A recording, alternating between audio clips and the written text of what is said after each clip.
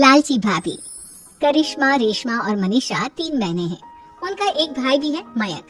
मयंक अपनी बहनों को बहुत प्यार करता है, लेकिन मयंक की पत्नी सविता इस मामले में मयंक से बिल्कुल ही अलग है। वो अपनी ननदों का जितना बुरा कर सकती है उतना बुरा करती ही रहती है और अपनी ननदों पर हुक्म भी चलाती है। करिश्मा, करिश्मा, तुमने अभी तक नाश्ता नहीं बनाया? तुम्हारे भैया को ऑफिस जाने में देर हो रही है। हाँ भाभी, बस अभी बनाती हूँ। करिश्मा, तुम ये ढीलापन छोड़ दो। कल को पराये घर जाना है।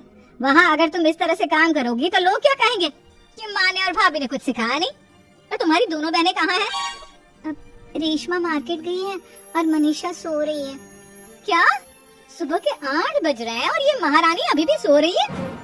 ये कहते हुए सविता अपनी सास दुर्गा देवी के पास जाती है। माँ जी, देख रही हो अपनी बेटियों के तौर तरीके? क्या हुआ बहू, सुबह सुबह क्या कर दिया मेरी बेटियों ने? अरे एक तो अभी अभी उठकर किचन में गई है, दूसरी सुबह सुबह बाहर चली गई और तीसरी अभी तक सो रही है। क्या करूं मैं इन तीनों का, मैं तो परेशान हो गई हूँ। जा जाकर उठा उसे और रेशमा से मैं बात करती हूँ। सविता सीधा मनीषा के कमरे में जाती है और उससे कहती है, महारानी जल्दी उठो, सूरज सर पर आ गया है। भाभी थोड़ी देर और सोने दो ना, मैं रात को लेट सोई थी। क्या ना यूनिट टेस्ट चल रहा है। शराफत से उठती है या नहीं, या फिर पानी की बड़ी बाल्टी डालूं तेरे ऊपर? नहीं भाभी, मुझे बिस्तर में नहीं नहाना, उठती हूँ मैं। मनीषा जल्दी से उठकर बाथरूम में चली जाती है। सभी आराम से बैठकर नाश्ता कर रहे होते कि तभी रेशमा बाजार से हाथ में सामान लिए आ जाती है। रेशमा को देखते ही सविता उस पर बरस पड़ती है। लो, आ गई महारानी। ऐसा भी क्या सामान लाना था जो सुबह आंख मलते ही बाजार की तरफ रवाना हो गई? भाभी, कल आप ही तो चीख रही थी कि घर का सारा सामान मुझे ही लाना पड़ता है, घर में किसी को भी किसी काम से कोई लेना देना नहीं है। अब मैं बाजार जाकर सामान ले आई तो आपको इस बात से भी तकलीफ हो रही है? देख रही हो माँ जी, अपनी बेटी की जुबान कैसे से भी तेज चलती है। और मयंक, आप तो कुछ कहेंगे नहीं अपनी लाडली बहन को। रेशमा, अपनी भाभी से ऐसे बात नहीं करते। चलो माफी मांगो। भैया, मैं क्यों माफी मांगू? आप भाभी से बोलिए ना कि हम पर कम हुक्म चलाया करे। हम इस घर की बेटियां हैं और आपकी पत्नी की ननद है, नौकरानी नहीं। लो कर लो बात। इनकी भलाई के लिए कुछ भी बोलो तो इन्हें बुरा लग जाता है। इस घर में यही इज्जत है मेरी। देख लो माँ जी, आपकी बेटी किस लहजे में मुझसे बात कर रही है। सविता वहाँ से चली जाती है। मयंक को बहुत गुस्सा आता है, वो भी वहाँ से चला जाता है।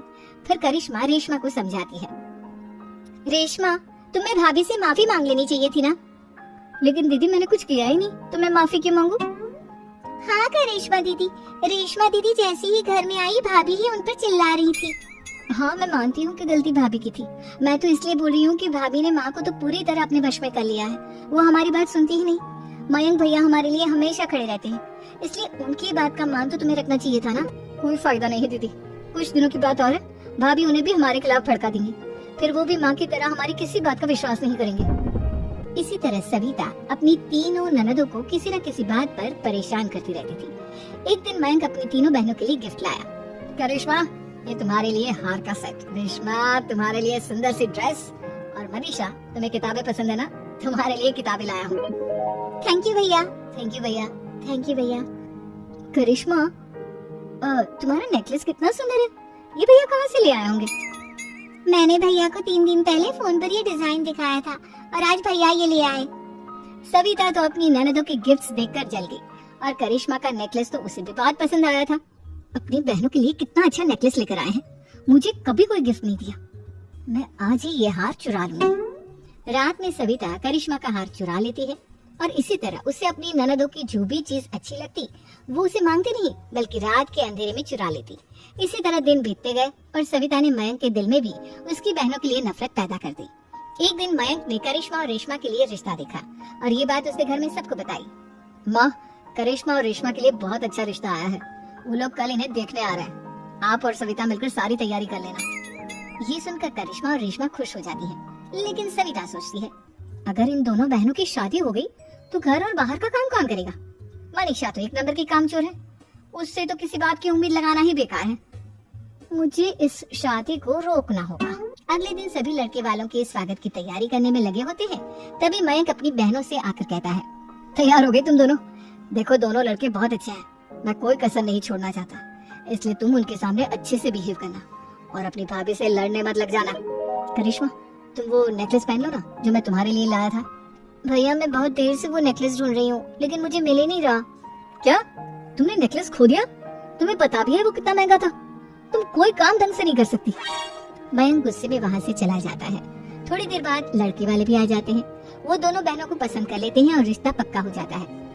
लेकिन सविता के दिमाग में तो कुछ और ही खिचड़ी पक रही थी। वो पंडित जी के पास करिश्मा की कुंडली लेकर जाती है और उन्हें पैसे देकर करिश्मा की कुंडली बदलवा देती है। जब लड़के वालों के पास करिश्मा की कुंडली जाती है तो वो दुर्गा को फोन करते हैं। बहन जी, हमने करिश्मा की कुंडली अपने पंडित जी को दिखाई थी। आपकी बेटी की कुंडली नहीं बल्कि दोषों का पिटारा है। देखिए, मैं और मेरे पति इन सब बातों में बहुत विश्वास करते हैं, इसलिए हम आपकी बेटी से अपने बेटे की शादी नहीं करा सकते। इस तरह करिश्मा का रिश्ता टूट जाता है और सभी घर वालों को बहुत दुख होता है। अब कविता सोचती है, चलो करिश्मा का तो रिश्ता टूट गया, अब रेशमा का भी रिश्ता तोड़ना है। क्या करूं क्या करूं? अब सविता आवाज बदलकर किसी अननोन नंबर से रेशमा के होने वाले ससुराल में फोन करती है। हेलो, मैं कौन हूँ कौन नहीं ये आपके लिए जानना जरूरी नहीं, बस इतना सुन लो कि रेशमा का 2 साल से किसी के साथ अफेयर चल रहा है। बस रेशमा का रिश्ता तोड़वाने के लिए सविता का इतना कहना काफी था। अब रेशमा का भी रिश्ता टूट गया। मयंक और दुर्गा देवी ने रेशमा को खूब खरी खोटी सुनाई और उससे बार बार उस लड़के के बारे में पूछने लगी। आप दोनों मुझे क्यों परेशान कर रहे हो? अरे कोई लड़का होगा मेरी लाइफ में तो मैं बताऊंगी ना, जब कोई है ही नहीं तो कहाँ से लाऊं मैं कोई लड़का? तेरे होने वाले ससुराल वालों को फोन किसने किया था? माँ मैं नहीं जानती किसने फोन किया था, मैं सच कह रही हूँ। मैं तो पहले ही कह रही थी इसकी लगाम खींच कर रखो, लेकिन मेरी सुनता ही कौन है? आप चुप रहिए भाभी, ये सब आपका ही किया धरा है। अब तीनों बहनों को विश्वास हो जाता है कि ये सब उनकी भाभी ही कर रही है। तीनों बहनें अपनी भाभी को सबक सिखाने के लिए एक वकील कर लेती है और घर में हिस्सा मांगा। देखो भैया, माँ बाप की जायदाद में जितना बेटों का हक होता है उतना ही बेटियों का, इसलिए इस घर के 4 हिस्से होंगे और हमें अपना हिस्सा चाहिए। मैंने तुम्हारे लिए क्या क्या नहीं किया और तुम इस घर में हिस्सा मांग रही हो?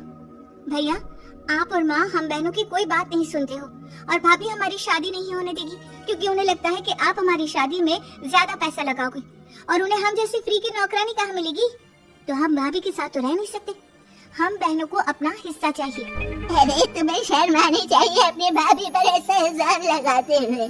वो तुम्हारे बारे में कितना सोचती है। हाँ माँ, भाभी हमारे बारे में बहुत सोचती है, दिन रात बस यही सोचती रहती है कि किस तरह से अपनी तीनों ननदों को परेशान करूं और कभी मुझे पढ़ने भी नहीं देती।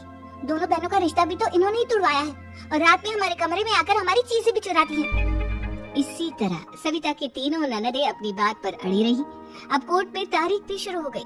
जब सविता को लगा कि उसकी तीनों ननद इतनी आसानी से नहीं मानने वाली, तो उसने अपने पति और सास को सारी सच्चाई बता दी और अपनी तीनों ननद से माफी मांगी। मयंक और दुर्गा को भी अपनी गलती का एहसास हो गया। अब सविता खुद करिश्मा और रेशमा के लिए अच्छा रिश्ता ढूंढती है और उनकी शादी करवाती है।